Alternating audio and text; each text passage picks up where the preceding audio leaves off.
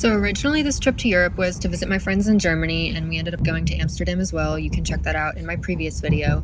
But afterwards I decided to go on a little solo trip for 3 or 4 days to London because I had a layover here a couple years ago and it really intrigued me, and I had never really thought to go to London before, but from that layover I was like, I need to come back and explore this a bit. 9 3/4.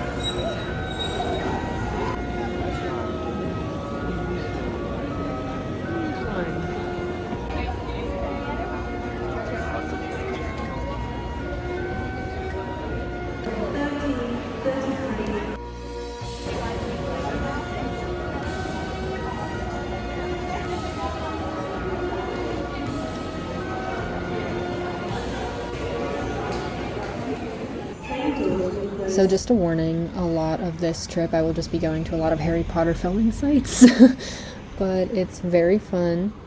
Stick around if you're a Harry Potter fan. So my first order of business of the day was to find the Kensington Palace area and check out Princess Diana's memorial and roam around that entire neighborhood and region. I also have a friend that went to Imperial College, so I made sure to make a stop there and say hello to his college for him.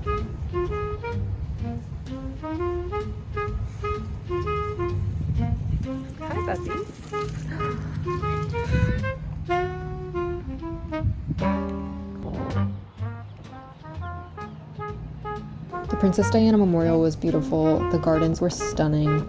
I don't really know the whole story of Princess Diana because I wasn't alive for it, but it made me want to go watch a documentary or two and learn more about her and the family.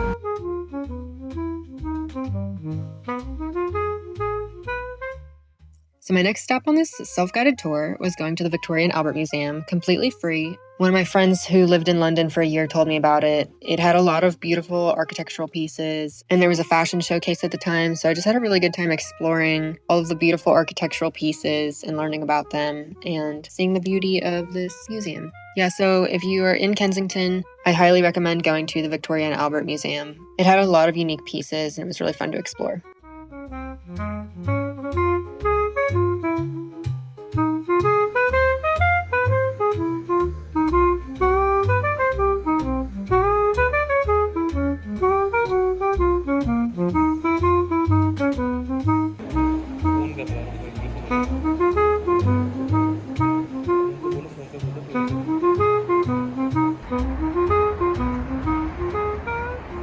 So my next mission was to find the train station in Kensington and take the tube to another area, but I did a little more exploring first.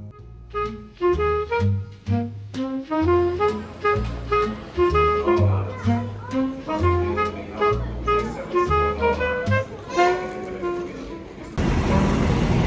literally just walked right out of the train station and saw this.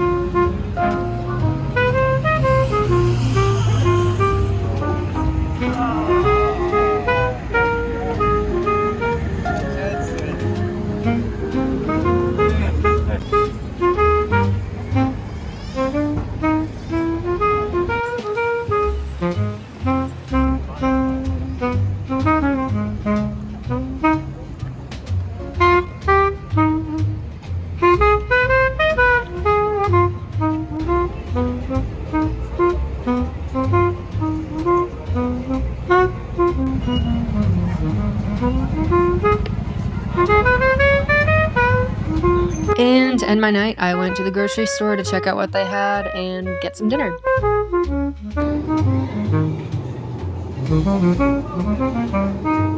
The next day was Wednesday, which is the day of the changing of the guard. I'm skipping right to when I arrived at St. James Park to start the tour because I was sprinting to the tube, sprinting to the meeting location, and they almost left without me. So I only started filming once I got to St. James Park with the group. I booked a walking tour with London Walks.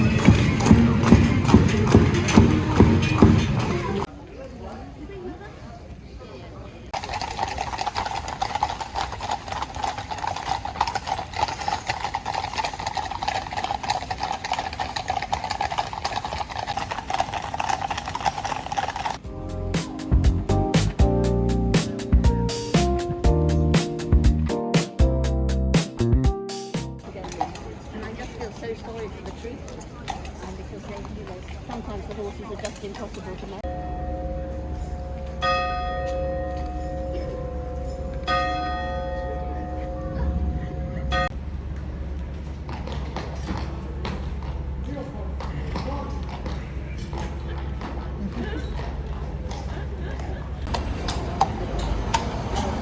After the ceremony, we paid our guide, and I continued on about my day.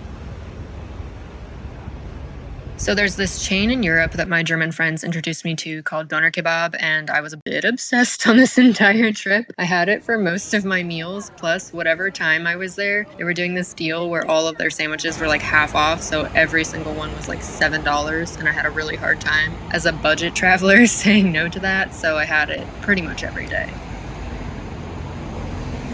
Back to my obsession with Harry Potter filming sites, I found out that the Australia house was the filming location for Gringotts, and I'll show you some side-by-sides, but I was really excited about this.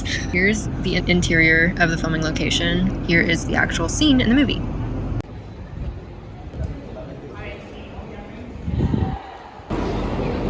They have so many cute little alleys.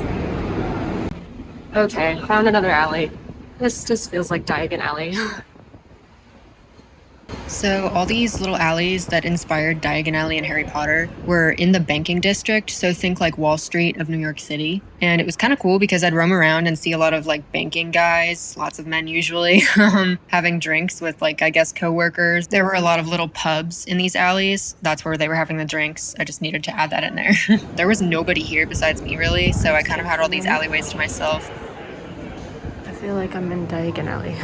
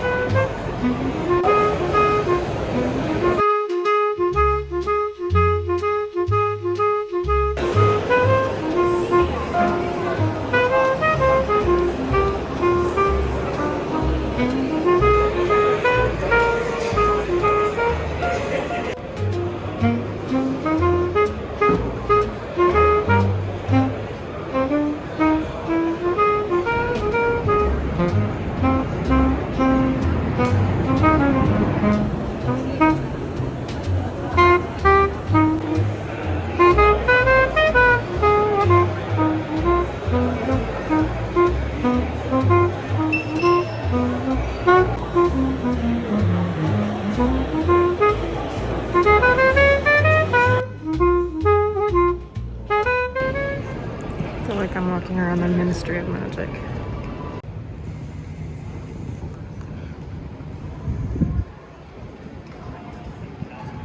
The last thing on my list of things to do today was to visit Tower Bridge, so I went back to the tube station and made my way to Tower Bridge. Well, I got off a few stations below Tower Bridge and made my way along the river, which was really scenic. Alright, so apparently this is London Bridge.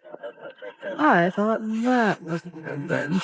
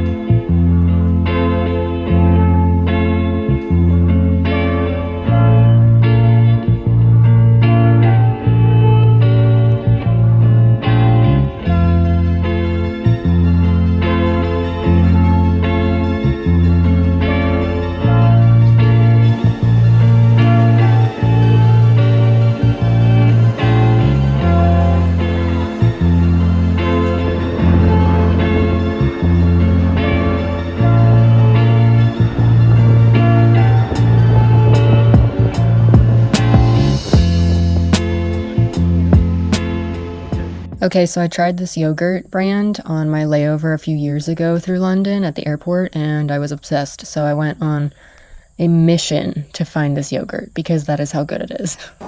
Day 3, I wanted to check out Portobello Market, so I hopped on the tube and stopped at Blank Street Coffee, which is a chain mainly in New York City and London that I've seen, and I really wanted to try it. Definitely very good, 10 out of 10.